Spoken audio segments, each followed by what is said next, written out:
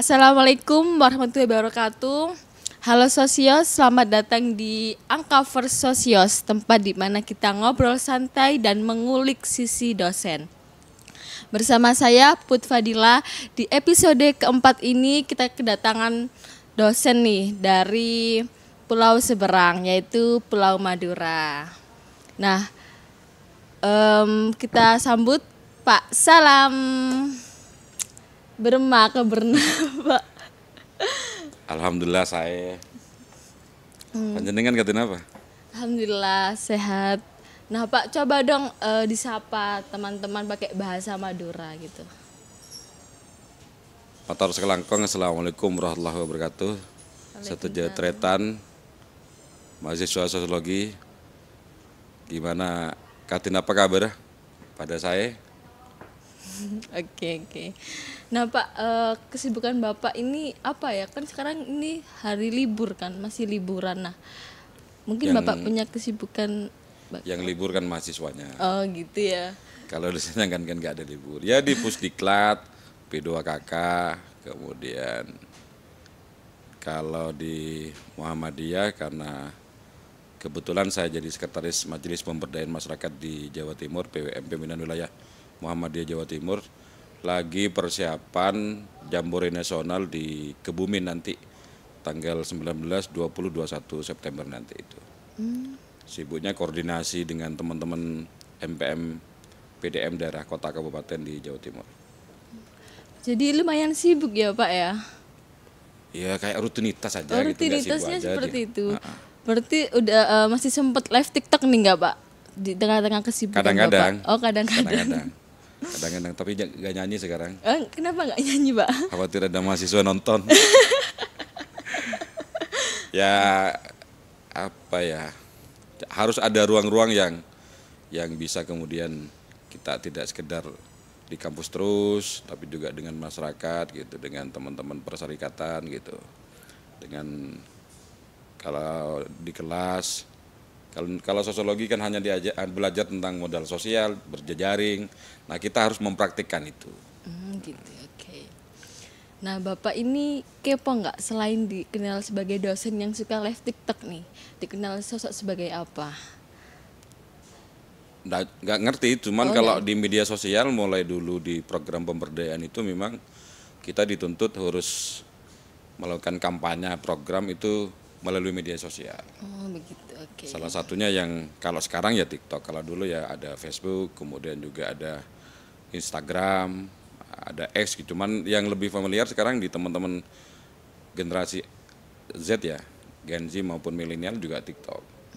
Bahkan ketika saya di mahasiswa P2KK itu, Anda tahu UMM dari mana gitu? Oh gitu. Dari TikTok. Dari TikTok. Bukan dari websitenya UMM, dari TikToknya UMM gitu. Oke, baik. Nah Pak, ini Bapak selain dikenal sebagai dosen yang suka live TikTok nih.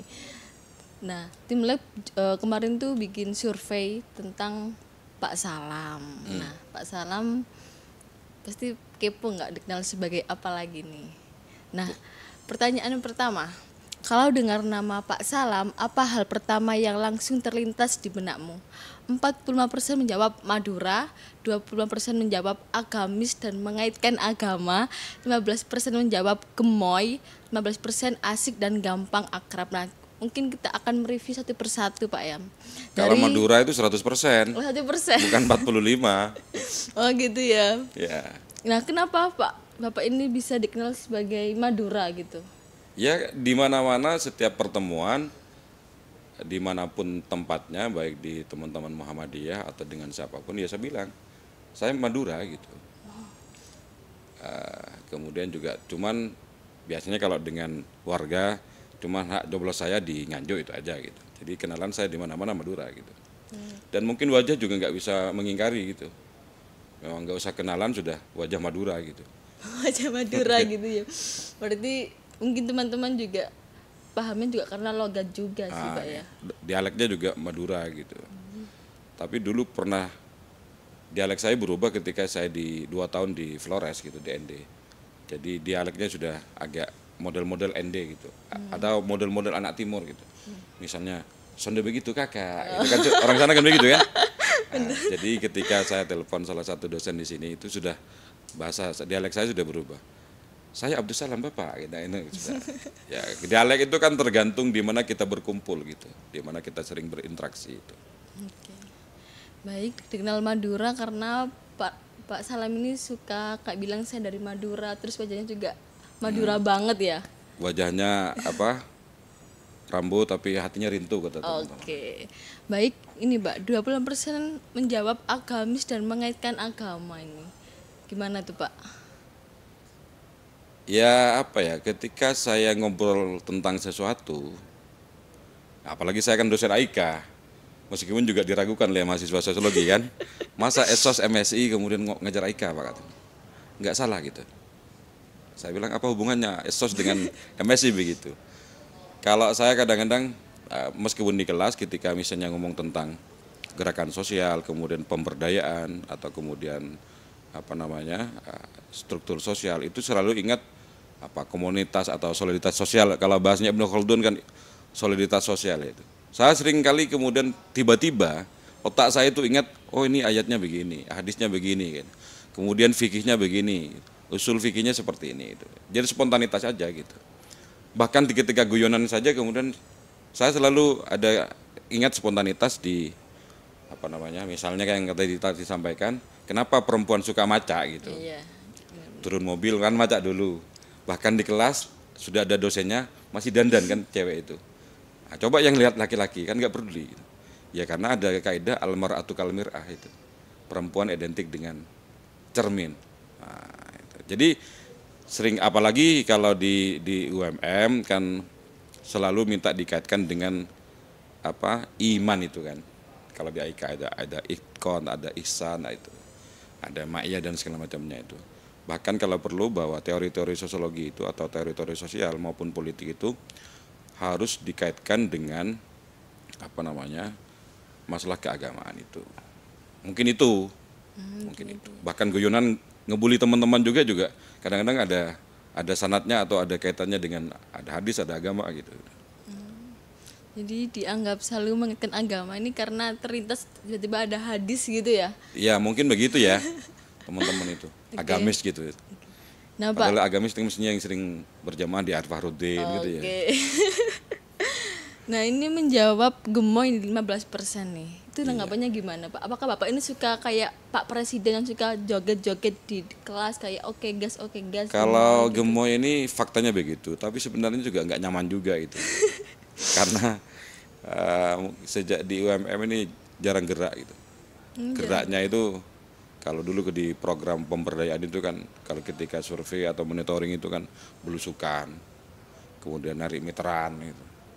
Nah, kalau di UMM ini sudah naik ke lift, ke lantai 6 aja naik lift gitu. Nah, itu kemudian jarang olahraga juga sih. Nah, jadi gemoy ini sebenarnya adalah fakta tapi juga menderita juga gitu. Fakta tapi juga menderita ya, dianggap gemoy ya. Kalau pakai apa ini istilahnya body shaming ya. Iya, body shaming. Tapi nggak akan nuntut lah saya itu, ngapain? Wong faktanya begitu kok. Oke ya, berarti faktanya begitu ya. Kecuali misalnya saya dianggap langsing saya tersinggung juga itu. Sarkas berarti Itu. Baik, ini Mbak 15% menjawab asik dan gampang akrab. Berarti Ini mestinya 100% saya. oh, 100% harusnya ya. Saya wajahnya wajah agak sangar begitu. Enggak sangar. Oke. Tapi saya nggak bisa marah gitu. Jarang nggak bisa marah ya kadang-kadang. Kalau ada yang rambut gondrong ketika saya tanya kan, ini yang dipotong rambutnya apa lehernya sebelum gitu. Kan. Jadi meskipun ada anak nggak karena kadang-kadang itu saya memahami begini, setiap orang meskipun mahasiswa itu adalah orang punya perasaan dan setiap orang itu nggak mau dipermalukan dan setiap orang itu punya rasa sakit hati, entah itu adalah mahasiswa yang betul posisinya salah, ya maka caranya itu, makanya kadang-kadang cara menyelesaikan masalah itu kadang-kadang ya dengan dibikin rileks aja atau diajak ngopi kan selesai kan kadang-kadang orang nggak mau misalnya kalau ada masalah disampaikan di depan umum, bahkan lebih tersentuh hatinya kalau misalnya diajak ngobrol sambil ngopi kan. Benar. Sudah sudah dimarahin nggak diajak ngopi lagi gitu kan tambah marah mahasiswanya itu.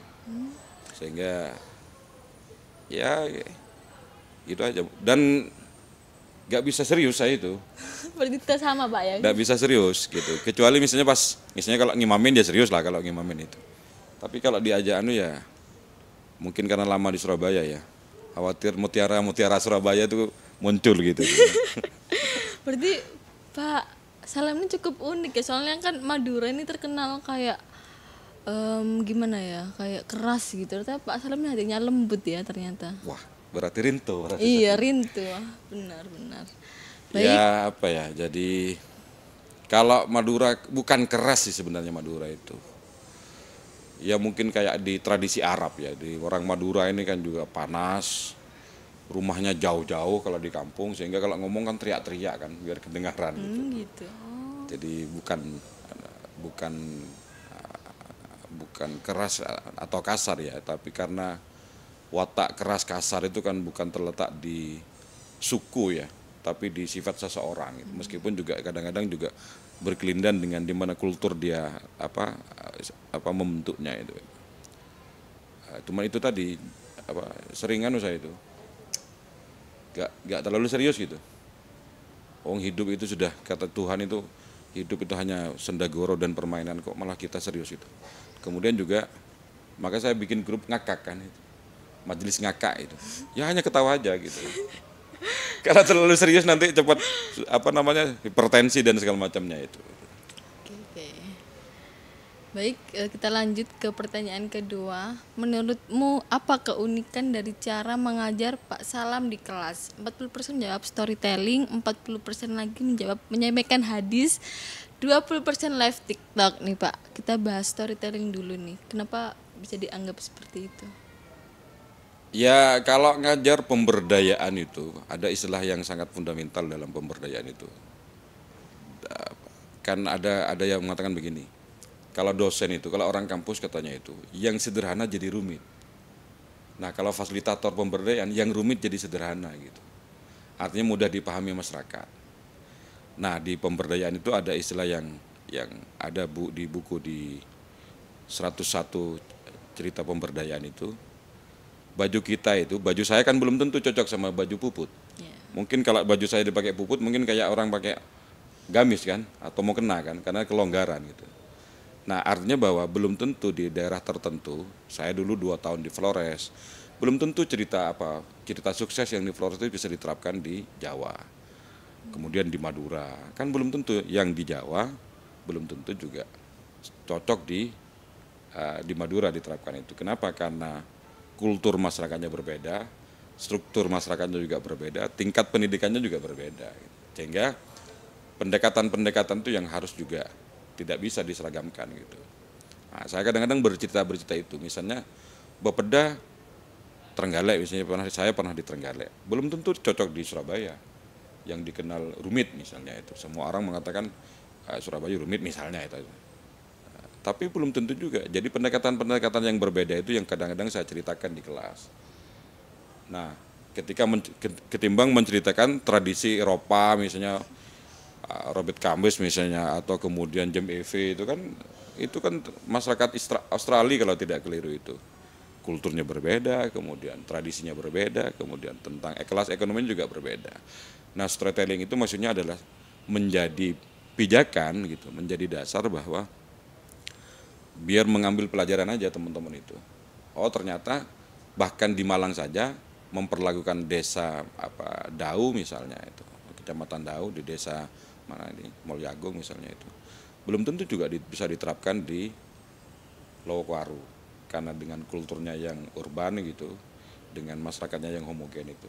Nah cerita-cerita begitu itu sebenarnya untuk mengajak teman-teman untuk melalang buana dalam berimajinasi itu, bahwa masyarakat itu tidak sekedar namanya puput, kan tidak sekedar namanya puput. Puput ini adalah orang punya perasaan, mungkin latar belakang keluarganya juga religius begitu atau agamis, kan belum tentu dengan puput yang satunya itu diperlakukan sama gitu.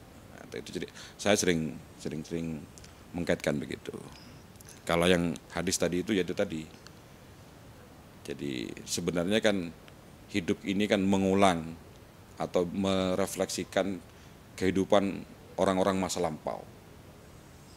Okay. Contoh misalnya Habil Kobil rebutan tentang perempuan, saudara kandung. Sekarang juga kan ada kan, yang rebutan, yang bacok-bacokan, kemudian yang gara-gara rebutan perempuan itu. Nah sekarang banyak, jadi kejadian-kejadian hari ini itu meskipun itu sebagian ada yang mengulang kejadian-kejadian masa lalu. Nah bisa saja kejadian-kejadian masa lalu itu menjadi pelajaran bagi kita itu. Oke, berarti storytelling dan menyampaikan hadis ini menjadi strategi Pak Salam untuk mengajar ya. Nah, terus bagaimana dengan live TikTok nih Pak? Itu bagaimana? Ya biar tidak bosan aja gitu. Kadang-kadang nyanyi dangdut gitu. Nyanyi dangdut gitu ya? Karena kan kalau tidak keliru itu kata Abu Darda itu bahwa hati itu jangan terlalu dipaksakan gitu. Jadi harus ada nuansa hiburannya gitu. Kalau misalnya puput kuliah tok gitu. Sudah ketemu saya, ketemu Pak Aan, ketemu Pak Awan, tensinya makin naik kayaknya. Buat dosen-dosen yang serius lagi. Jadi senyampang itu tidak sekedar menghibur, nggak masalah gitu. Karena seringkali mungkin juga keakraban itu dengan mahasiswa mungkin karena hobinya sama, diajak ngopi gampang, kan begitu. Punya TikTok gitu. Kan juga ada mahasiswa yang ketika saya live itu, Pak, minggu depan libur nggak Pak? Gitu. Jadi, kok banyak mahasiswa ini. Akhirnya kadang-kadang saya leren gitu. Dimatikan ya? Nah, dimatikan. Apalagi kemudian di-share di grup desa saya kan, gak enak saya itu kan. Gitu ya. Ya model-model begini kan di kampung saya masih ustadz gitu. Oh. Gak enak kan. Tapi nggak masalah juga itu, karena di satu sisi itu seringkali formal itu tidak ngena gitu. Formalitas itu seringkali kemudian mengabaikan substansi. Makanya kalau dalam kaidah itu, saya ingat kan, at-thariqatu ahammu minal maddah. Metode itu lebih penting daripada substansi. Niatnya baik, tapi caranya nggak apik itu, endingnya juga nggak baik. Misalnya di rumah misalnya pidato terus ngajak temannya untuk berbuat baik itu, tapi dengan cara yang tidak bersahabat, tidak persuasif, itu juga endingnya nggak baik juga gitu. Maka metode itu lebih penting itu. Makanya sering saya tanyakan, kalau pakai tafsirnya fikih, apa hukumnya orang nggak sholat tapi puasa? Wah nggak ada artinya, itu fikih gitu. Tapi kalau pakai metode dakwah, pendekatan kemanusiaan, ketika tanya gimana, gak masalah kan begitu. Orang seneng, yang orang puasa itu syukur kan. Benar-benar. Ya, metode-metode itu memang harus diperkaya gitu. Oke, baik, lanjut ke pertanyaan keempat ya ini. Ketiga, menurut kamu topik atau isu sosial apa sih yang paling Pak Salam banget? 80% menjawab kebudayaan dan tradisi, 20% menjawab pemberdayaan. Nah, Pak, ini 80% kebudayaan dan tradisi ini bagaimana, Pak? Kalau kita misalnya kayak baju dan macam-macam ini kan hasil budaya kan. Jadi kalau agama tanpa kebudayaan juga nggak bisa. Di media kita ini seperti live dan macam TikTok dan segala macam seperti ini kan hasil dari tradisi dan kebudayaan. Nah tradisi ini kan kalau dalam dunia pemberdayaan kalau kita tidak tahu atau kemudian juga kan ada istilah prinsip-prinsip pemberdayaan itu ada local wisdom, ada kemudian sumber daya lokal dan sustainability itu. Jadi kalau orang pingin masuk ke daerah tertentu atau kemudian ke desa tertentu kan harus mempelajari dulu kebudayaan masyarakat, tradisi masyarakat. Kalau itu kita tabrak akan terjadi yang namanya resistensi sosial dari masyarakat. Contoh misalnya di Kertosono. Di Kertosono itu kalau bulan Suro di atas tanggal 1 sampai tanggal 26 itu warga tidak mau memperbaiki rumah. Padahal program kita ini program rehab rumah. Nah, tapi ya karena itu adalah sudah menjadi doktrin dan keyakinan tradisi ya nggak bisa. Kita juga nggak bisa memaksakan pokoknya Pak harus selesai, bisa diusir. Kalau di dunia pendampingan itu tidak lihat, you itu alumni mana? Brawijaya, UNIR, UGM, UI, nggak laku itu. Karena pendekatan itulah, metode itulah yang kemudian bisa diterima oleh masyarakat. Maka ada istilah bahwa ijazah sosial pendamping itu bukan ijazah kampusnya. Semakin dia apik kemudian lihai memahami karakter masyarakat, bersosialisasi dengan masyarakat, maka semakin tinggi juga tingkat penerimaan masyarakat. Karena juga banyak pendamping yang diusir, yaitu pakai rumus pokoknya itu. Akhirnya karena bersih tegang dengan lokasi dampingan, kalau kami dulu sebagai koordinator kota atau korkap, ya sudah di rolling. Nah, itu. Awalnya orang A ini kemudian dampingi desa A, saya rolling. Kenapa? Salah ngomong, gak lihat orangnya seperti apa, gak mapping kemudian karakternya seperti apa, ngomong sakar PDW. Nah ini pentingnya juga memahami tentang kebudayaan masyarakat dengan tradisi masyarakat. Sebenarnya secara teoritis juga banyak dibahas kan oleh antropologi dan oleh Glukon dan semacamnya, itu sudah dibahas itu tentang itu. Tetapi kadang-kadang menyandingkan teoritik dengan praktik ini. Kalau dalam sosiologi itu kan ada istilah pendekatan yang bersifat positivistik. Kita ini hidup kan bukan seperti yang kajiannya, bukan positivistik. Jam 1, jam 2, jam 3. Kan kadang-kadang kalau di masyarakat ini adalah bersifat empiris ya. Realitas masyarakat itu kadang-kadang tidak bisa disamakan dengan masyarakat yang satu dengan yang lain. Harus kayak itu, kalau enggak misalnya yang sering saya contohkan misalnya ada di bukunya Karl Mannheim itu ideologi utopia itu terkait dengan kenapa orang-orang dulu itu kalau musim hujan dilarang nyengir katanya itu. Nah itu ketika saya baca buku ideologi utopia itu Karl Mannheim itu, oh ternyata itu katanya ada energi di gigi itu katanya, sehingga berpotensi untuk disambar petir katanya. Itu diterangkan di pengantar buku itu. Okay. Nah orang-orang dulu itu kan sebenarnya juga menyampaikan misalnya, Nduk jangan potong kuku di malam hari, nanti ada harimau. Nah, ketika ditanya, nah orang-orang menyampaikan dengan simpel untuk ya waktu itu kan nggak ada lampu. Kalau nggak ada harimau ya biar maksa matang. Kalau sekarang ya gimana ya sama aja. Kalau pemberdayaan ini karena kita itu tidak bisa, yang tadi saya sampaikan, belum tentu pengalaman saya itu sama dengan pengalamanmu. Karena karakter seseorang itu dibentuk oleh literatur, oleh lingkungan, oleh keluarga. Jadi nggak bisa kemudian mentang-mentang kita orang kampusan, tiba-tiba memandang orang itu misalnya paham apa yang kita sampaikan, belum tentu itu. Sehingga harus menyerap nilai-nilai atau tradisi yang ada di masyarakat, baru kita kemudian cari formulanya gitu. Kalau enggak ya bisa diusir gitu. Kayak saya orang baru di ND, Kabupaten ND, Pulau Flores. Tiba-tiba gimana masyarakat bisa kemudian percaya, kemudian diajak pertemuan juga mau. Kan harus mapping tokoh-tokoh masyarakat, tokoh-tokoh pemuda, kemudian kultur masyarakat, kemudian jam masyarakat, waktu luangnya gitu. Kalau nggak memahami tradisi itu misalnya nggak bisa kita kemudian bisa berinteraksi dengan baik dengan masyarakat. Contoh misalnya di Flores itu ada tradisi kalau mau bangun jalan atau infrastruktur itu harus ada darah yang mengalir. Darah. Dulu darah babi katanya itu. Okay. Nah, babi kan mahal. Akhirnya kemudian oleh anak-anak itu disiasati. Gimana kalau misalnya yang penting darah. Hanya darah ayam kan. Kalau kemudian itu dihapus, nggak bisa. Paling ya cuma dimodifikasi, bukan darah babi tapi darah ayam. Kalau kita paksakan, kan gitu. Apa kemudian relevansinya bangun paving atau saluran atau jalan kemudian dengan darah? Kan apa hubungannya? Nggak tambah kuat juga, nggak tambah bagus juga kan? Bagus tidaknya infrastruktur kan tergantung dari kualitas material kan, dan kualitas pekerjaan gitu.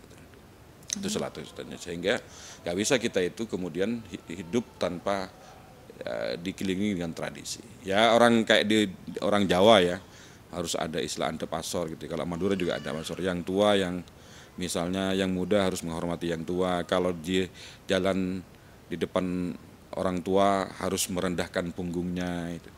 Itu kan tradisi-tradisi begitu kan. Anda meskipun dokter tapi jalan di depan orang tua sesepuh desa misalnya petintang-petinteng ya akan mengalami resistensi dari masyarakat gitu. Tradisi-tradisi itu harus dirawat. Yang dalam kaidah usul itu, ini kan ingat al-muhafadzatu ala qadimis sholih wal ahdu bil jadidil aslah gitu. Mempertahankan tradisi lama yang baik, kemudian mengambil tradisi baru yang lebih baik gitu. Ya tradisi kayak apa namanya, sungkem, menghormati yang lebih tua, ini kan masih tradisi baik. Nah, kenapa nggak dipertahankan? Meskipun di eranya era digital ya. Minta maafnya sekarang harus kan melalui WA kan? Iya benar. Nah, kan sudah, atau kemudian minal aidin wal faizinnya melalui WA keluarga, grup gitu. Nah, mungkin apa caranya yang berubah tapi substansinya kan tetap kita menghormati gitu. Berarti Pak Salam emang terkenal ini ya, selalu membicarakan tentang kebudayaan dan tradisi dalam pemberdayaan Pak, pengalaman dulu ya. Ya karena ya kayak literaturnya ini Komdev, itu mananya belakang ini Komdev dan segala macamnya. Itu kan bisa saja yang disampaikan itu adalah tentang struktur atau karakter masyarakat luar Indonesia gitu, Eropa dan segala macamnya. Bisa saja teorinya sama gitu, atau kemudian bisa diadopsi teori itu, tapi juga belum tentu juga bisa diterapkan karena melihat tentang kultur masyarakat, budaya masyarakat dan tradisi masyarakat gitu. Tetapi secara prinsipnya seperti misalnya tentang local wisdom itu kan bisa diterapkan. Artinya bahwa jangan sampai kita itu fasilitator atau pendamping itu, atau kemudian kalau kita mengorganisasi masyarakat itu jangan sampai kemudian menabrak tata nilai yang sudah lama dan berkembang dan itu diyakini betul kebenarannya oleh masyarakat itu. Bisa saja itu kalau dalam apalagi hanya pendamping 1 tahun, 2 tahun, 3 tahun ya merubah, karena pemberdayaan itu kan kan pemberdayaan itu substansinya kan merubah cara pandang kan. Ya benar. Merubah cara pandang, merubah kesadaran dirinya, kemudian apa namanya, mengajak orang untuk berpikir kritis terhadap dirinya bahwa misalnya kumuh, miskin, kemudian termarginalkan itu bukan takdir Tuhan yang nggak bisa berubah gitu. Jadi harus ada kaitannya dengan itu. Jadi teori dengan empiris itu idealnya memang harus berkelindahan. Tapi kalau misalnya teori itu lahir dari berabad-abad yang lalu gitu, meskipun sekarang banyak di pemberdayaan di era digital sudah banyak buku-bukunya itu. Nah mungkin pendekatannya yang berbeda itu. Oke. Baik, lanjut ke pertanyaan keempat. Nah, kalau kamu bisa pilih satu topik buat ngobrol bareng Pak Salam sambil ngopi santai, kamu pengen bahas apa? 60% jawab review kopi, 40% live karaoke. Berarti Bapak ini suka ngopi gitu ya? Suka mereview kopi atau bagaimana? Suka nongki ya. Oh, suka nongki. Cuman kalau ditanya terkait dengan ini, kalau pecinta kopi katanya itu, kalau pecinta kopi, betul-betul penikmat kopi itu, bukan peminum kopi ya, saya termasuk peminum kopi kayaknya. Kalau betul penikmat kopi itu kan bisa membedakan ini apa? Robusta gitu. Robusta, Arabica, bahkan kemudian ini kayaknya Arabica Arabica daerah Bali, mana iya. gitu. Wah itu kan bisa katanya. Kalau saya enggak gitu. Cuman kalau misalnya kayak apa Robusta yang agak asam itu apa itu? Yang agak asam gitu loh. Apa Robusta apa yang agak kecut itu loh. Asam itu kalau nggak salah, Apa, aduh saya juga kurang tahu Robusta masalah ya? kopi. Iya. Itu kalau saya kan biasanya ngopi itu kan nggak pakai gula ya. Karena terhipnotis dengan dokter-dokter itu katanya kopi yang bagus adalah tanpa gula untuk jantung gitu. Itu sebenarnya adalah media aja, media nongkrong. Karena jangan salah, ngopi itu, nongkrong itu juga bisa melahirkan gerakan sosial itu. Di Eropa juga pernah terjadi itu. Karena di warung-warung kopi itu. Di warung kopi tapi serius ngomongnya. Bisa Di jadi kampus tapi nggak revolusi serius ya. gitu. Di kampus tapi nggak serius, di warung kopi serius membahas sesuatu. Saya kemarin ngopi di belakang itu. Di samping itu dia membincangkan tentang gerakan mahasiswa yang lagi demo. Wah ini kok serius ini. Jangan-jangan lebih serius daripada di kelas kuliah gitu di warung-warung kopi itu. Itu hanya media aja untuk menghibur itu, untuk berdiskusi dan segala macamnya itu. Jadi kalau pingin ngomong serius kadang-kadang ngopi gitu. Ngopi Nggak gitu di kampus gitu. Kita ngopi. Iya sih. Nah, biasanya gitu. 40% ini live karaoke. Jadi teman-teman mungkin pengen bahas live karaoke bersama Pak Salam nih ya. Itu gimana Pak? Saya kalau di TikTok juga ngaji saya upload gitu. Ngaji gitu. Kenapa? Karena media sosial kita ini kan sebagai kebenaran baru ya. kebenaran bukan berdasarkan fakta dan data, tapi kebenaran berdasarkan framing. Iya benar. Iya kan? Lagi musim ya. Nah, dengan algoritmanya itu. Kalau orang baik-baik, misalnya kegiatan yang baik-baik tidak diupload di media sosial atau di TikTok, maka yang tampil di algoritmanya itu, yang sering muncul itu kan berdasarkan like, subscribe kan. Iya. Itu kan juga menambah algoritma itu. Kalau orang baik-baik, orang ngaji, orang ngajar di kampus, orang lagi misalnya seminar, memang harus disampaikan di media sosial. Kenapa? Dalam rangka menindih, biar yang informasi nggak jelas itu kemudian kalah juga pengaruhnya kepada kemudian kegiatan-kegiatan kita yang baik gitu. Berarti brandingnya ya. Ya, di brandingnya itu. Ada yang bilang, masa berbuat baik kemudian dipamerkan. Itu kan tergantung niatnya. Ya tergantung juga sisi lihatnya ini kan. Iya kan? Ya benar. Tergantung niatnya. Khawatir juga. Ya, soalnya kalau misalnya di dunia sekarang itu informasi, apalagi TikTok ya. Iya. TikTok itu yang sering tampil itu ada yang bahasa Madura yang sangat rusuh-rusuh itu nggak ada filternya TikTok itu. Kalau kemudian tidak dilawan gitu ya, dengan kegiatan-kegiatan apa yang positif, maka kalah itu. Kalau perlu kemudian setiap dosen ketika ngajar live saja gitu. Sehingga itu juga bisa mempengaruhi dan bisa kemudian istilahnya ketika ada yang tidak baik mau muncul bisa ketindis dengan yang kegiatan-kegiatan mahasiswa yang baik itu. Bukan persoalan pamer dalam kebaikan dalam rangka istilahnya kalau teman-teman dai itu dakwah ya nggak masalah. Nah, kalau coba lihat misalnya itu lebih pengaruhnya di media sosial itu. Ketika Pak Haidar Nasir nulis di X gitu ya, atau di Instagram gitu ya, berapa yang komen? Hanya 10, 20, katanya Muhammadiyah itu berkemajuan, tapi dalam konteks digital kan kalah sama dengan yang lucu-lucu kan. Kalau di TikTok kan di TikTok itu kan yang penting lucu-lucu gitu, bukan yang baik-baik gitu. Sementing lucu dan kemudian itu menarik gitu. Sama dengan ketika 1 bulan lalu paling ya, saya diwawancara tentang bendera One Piece itu. Sebagai konten kreator ya itu kan menarik kan di momen ya kan di momen-momen 17 Agustusan ada kemudian mengganti bendera, bukan mengganti ya, tapi kemudian yang dipajang di depan rumahnya adalah bendera One Piece, di truk-truk dan di mobil-mobil ada bendera One Piece, kemudian juga ditanggapi serius oleh negara kan. Padahal itu kan hanya guyon aja gitu, capek juga gitu. Misalnya dengan bendera merah putih ini apa dampaknya sama kita-kita itu. Nah bagi konten kreator itu kan cari viewer. Nah, tapi kan pemerintah atau elit politik kemudian juga serius. Nah, tambah viral kan? Tambah jadi kan? Iya sih benar-benar. Nah, kalau karaoke ya kan ketika Kanjeng Nabi ada pesta, kemudian ada orang main rebana waktu itu ya. Dufuk gitu ya. Katanya informasikan bahwa itu adalah ada kegiatan, kemudian juga tabuhlah rebana itu. Kalau sekarang kan bukan rebana kan, ya musik gitu aja gitu. Ya meskipun orang-orang tertentu juga mengharamkan musik gitu. Ada kelompok tertentu yang memahami dan menafsirkan bahwa musik itu adalah haram gitu. Kalau kita ya santai aja gitu. Ya untuk santai aja gitu. Gitu.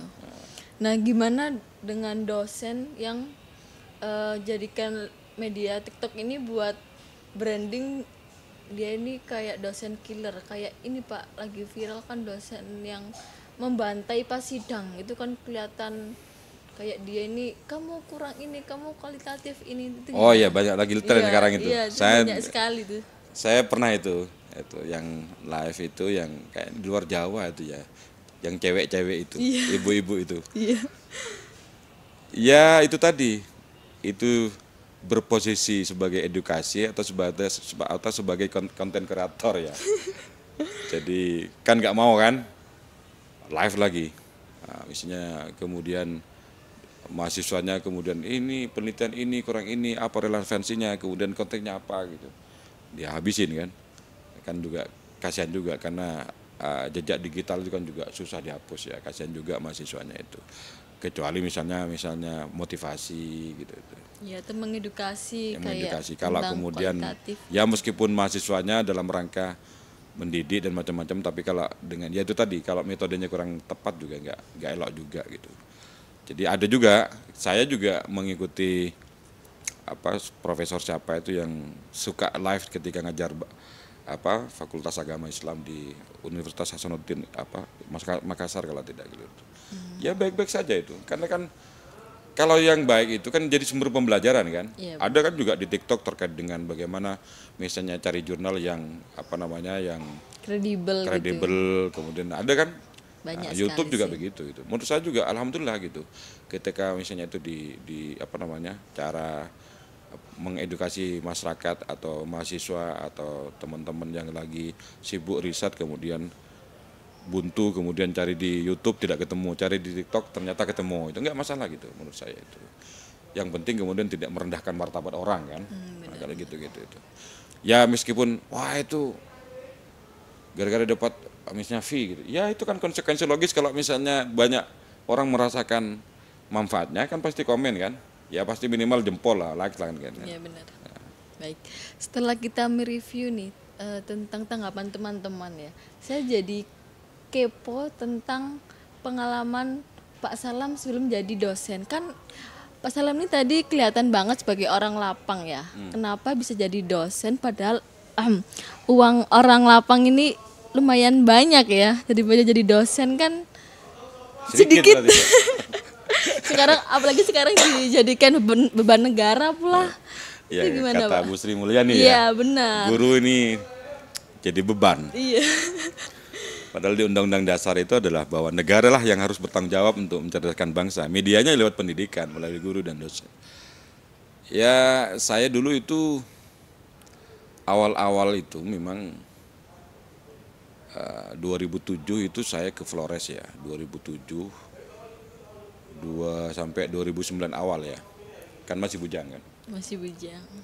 Nah, kemudian saya minta pindah ke Jawa, alasannya sekolah. Ya sekolah beneran. Kemudian juga bersinggungan dengan kampus ketika di STISIP ya di Madiun. Sekolah Tinggi Ilmu Sosial Ilmu Politik di Muhammadiyah Madiun, sekarang jadi Umat kayaknya itu. Universitas Muhammadiyah Madiun. 2009, 10, 11, 12 itu waktu itu saya nggak ada jam ngajar, akhirnya saya dipindah ke Sumeneb. Nah, tapi kemudian suruh kembali lagi 2014, 14, 15, 16 gitu. Kemudian juga kok tiba-tiba ke UMM gitu ya. Ya karena saya kader manut perintah senior aja gitu. Kemudian juga ketika tahun 2020 ditanya oleh ada senior saya itu, saya mendingan sekolah aja, ini kan S3 di Brawijaya. Kemudian juga ke UMM gitu. Itu aja. Jadi kemudian juga saya terlalu mungkin capek ya di lapangan itu. 16 tahun kan? Wih, 16 tahun. 16 tahun saya di program pemberdayaan, di Flores 2 tahun, pindah ke Nganjuk dapat istri gitu. Itu yang katanya pendampingan yang berkelanjutan itu. Oke. Di Nganjuk itu dari 2009 awal sampai 2012. 2013 saya dipindah ke Sumeneb. 2014, 15, 16, 17 awal di Madiun, Kabupaten Madiun. Awal 2017 saya dipindah ke Trenggalek. Nah, kemudian di Trenggalek 2,5 bulan. Nah, Trenggalek kantornya kan dampingannya kan antara Ponorogo dengan Trenggalek. Saya mondar-mandir di Ponorogo dengan Trenggalek. Jadi ngopi terus. Apalagi ada kopi khusus di Ponorogo itu. Balik lagi saya ke Nganjuk 2017. Nah, tetapi pendampingannya itu kan karena ada istilah Askot dan Korkot, asisten kota dan koordinator kota. Itu antara Nganjuk, Jombang, terus Pacitan pernah dampingannya, tapi kalau dampingan saya ada kembali saya ke Nganjuk.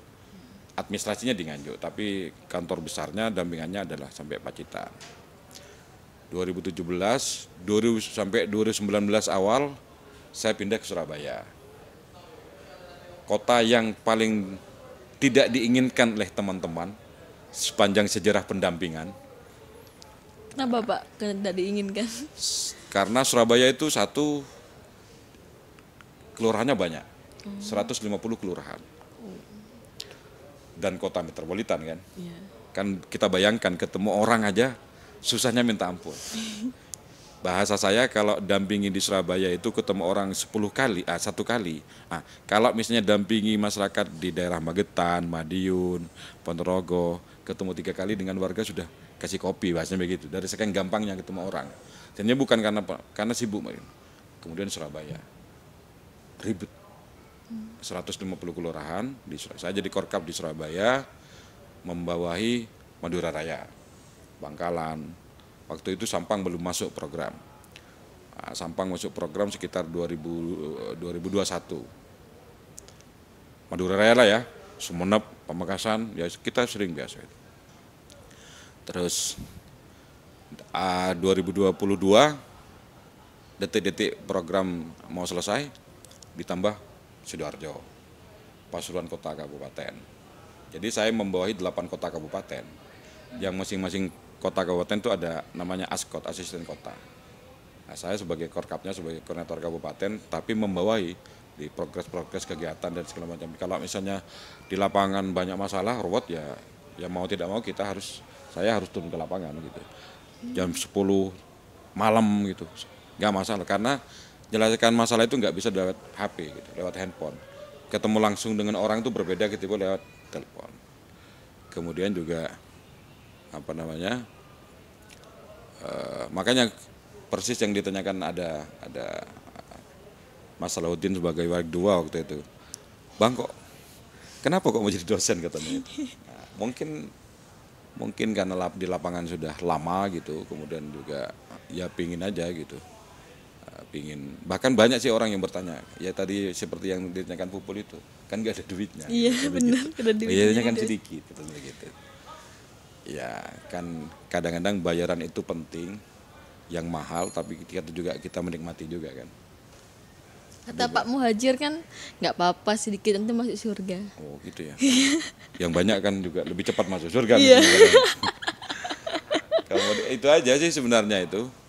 Tapi juga kalau nggak ngajar juga, kalau saya S3 juga gimana ya, meskipun belum selesai sampai sekarang itu ya. Jadi mungkin maksud saya itu bekal-bekal yang didapat di lapangan, yang jejaring yang ada di lapangan juga bisa berkelindan atau bisa lengket dengan yang ada di jurusan. Contoh misalnya kayak Wahana Visi Indonesia itu kan jaringan lama ya, jaringan masih di Surabaya. Dibawalah ke sini kan. Mahasiswa sudah bisa magang di Wahana Visi Indonesia. Kemudian ada Gugah Nurani Indonesia ya. Itu kan jaringan ketika di Surabaya saya itu. Jadi dua-duanya itu adalah jaringan lama dengan Pak Charles dengan Mbak siapa itu yang di GNI itu. Bahkan ada UNICEF saya bawa ke sini tapi program selesai. Bahkan UN Habitat gitu. Jadi artinya bahwa bisa kolaborasi antara dunia industri yang sekarang katanya Dudi itu atau OBM-BKM itu, bahwa mahasiswa tidak sekedar berimajinasi tentang masyarakat melalui teori, tetapi juga bisa kemudian praktek langsung dengan masyarakat. Nah, teman-teman magang kan 4 bulan kemarin itu. Nah, maksud di lapangan mungkin sudah cukup bekal untuk sharing itu. Nah, tentu saya yang kemudian pola atau tradisi atau kebiasaan yang di lapangan ke bawah gitu ya. Baru berubah drastis kan. Yeah. Kalau dulu kan kecuali mau ke dinas nggak pakai sepatu, nggak pakai hem gitu, kadang-kadang kaosan kalau dengan warga. Kenapa? Kalau kita tampil resmi dengan warga itu juga kaku juga kan. Yeah. Warga nongkrong di warung kopi, tampilan kita masa pakai hem gitu itu. Jadi ada kan, gap nanti. Iya kan, lucu juga itu. Jadi kira-kira itulah kemudian kalau pilihannya kenapa jadi dosen begitu itu. Oke. Jadi bisa mengaitkan hadis-hadis ini, apakah Bapak dulu ini mondok atau gimana? Saya itu tumbuh dalam tradisi NU gitu ya. Dimulai MI, kemudian hafalan-hafalan nadaman-nadaman itu dulu gitu. Kemudian MTS, kemudian Madrasah Aliyah, tapi juga mondok. Jadi full day itu saya sudah terapkan dulu itu. Bukan ketika Pak Muhajir jadi menteri. SD-nya, paginya sekolah SD sampai jam 12 dengan jarak tempuh 2 kilo atau 3 kilo dulu ya. Jalan kaki gitu. Bahkan nggak pakai sandal gitu.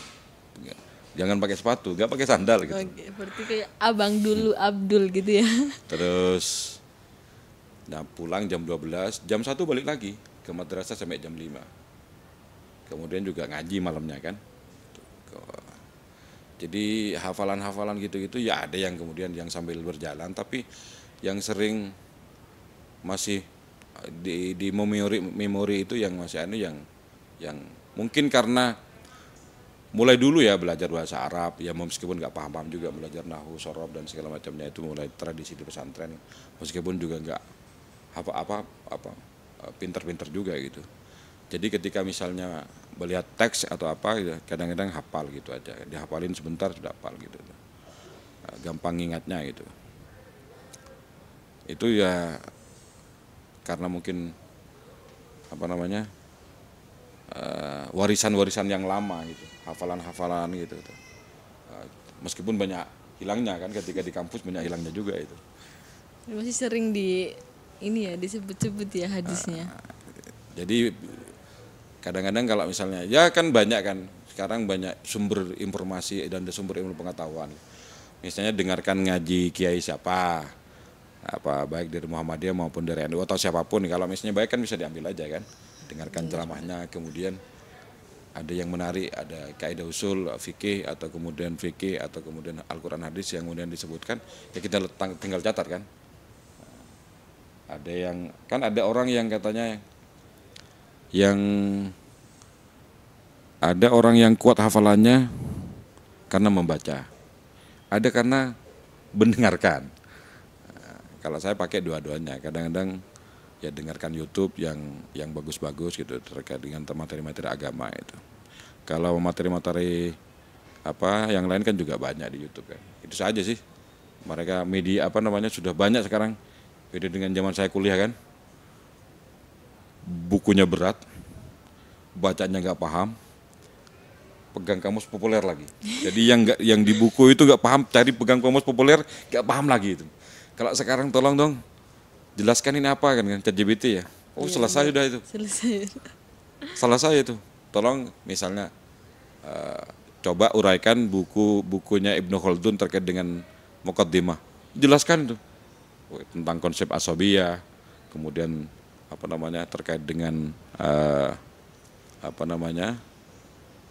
soliditas sosial gitu. Itu selesai oleh ChatGPT itu. Nggak usah harus bukunya tebal seperti ini. Tebal sekali itu. Saya punya tapi ya baca yang penting itu aja gitu. Saya pikir itu Mbak Puput. Sangat menarik ya pengalaman Pak Salam ini bertahun-tahun di lapangan, tiba-tiba jadi saya di dosen. Di lapangan gitu. Iya, tua-tua di lapangan.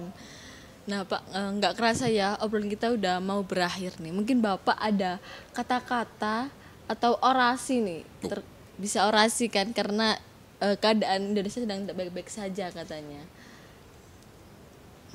Ya kalau mau baik-baik saja ya satu, mahasiswanya itu harus jadi mahasiswa, menjadi sumber ilmu pengetahuan, kemudian kuat bacanya, tapi juga ya harus, karena literaturnya kuat maka harus sensitif terhadap realitas sosial gitu. Kalau tidak, maka negara itu ya akan menjadi totaliter dan otoriter. Nah, fungsi mahasiswa itu adalah sebagai kelas menengah gitu, intelektual gitu, yang katanya sebagai sumbu perubahan itu, yaitu harus dilakukan. Kalau enggak ya akan menjadi generasi TikToker kan, nggak salah. Misalnya dari generasi TikTok, tapi kemudian pesan-pesan moral dan pesan-pesan protes terhadap kebijakan negara itu harus dilakukan gitu sebagai mahasiswa. Nah, kalau enggak ya nggak baik-baik saja terus gitu. Okay. Jadi biar Indonesia baik-baik saja, atau kemudian istilahnya bukan tagar kabur dulu begitu, maka jangan hanya meratap dan kemudian mengutuk situasi gitu, harus ambil peran. Kalau mahasiswa ya harus sebagai kelompok, karena tidak ada sejarah perubahan rezim di Indonesia itu yang tidak pernah melibatkan gerakan mahasiswa. Mulai tahun eksponen 66 sampai muncul gerakan NKKBKK itu, sampai ada istilah Warek 3, PD 3, Wadek 3 itu kan turunan dari NKKBKK itu. Nah, kemudian banyak, tapi kalau mahasiswanya sudah buku-buku tentang gerakan sosial nggak baca begitu itu, atau buku-bukunya misalnya Mas Eko Prasetyo tentang Bangkitlah Mahasiswa gitu tuh. Ya, jadi apa ya, kita hanya mengutuk situasi dan kondisi gitu, tetapi juga tidak ambil peran lebih gitu. Baik, tidak terasa ya, udah di ujung acara, udah mau berakhir nih. Dan teman-teman jangan lupa follow dan subscribe YouTube Prodi Sosiologi UMM, karena di episode selanjutnya akan menguncover dosen dengan cerita yang tidak kalah seru. Saya Put Fadila pamit undur diri. Wassalamualaikum warahmatullahi wabarakatuh. Waalaikumsalam.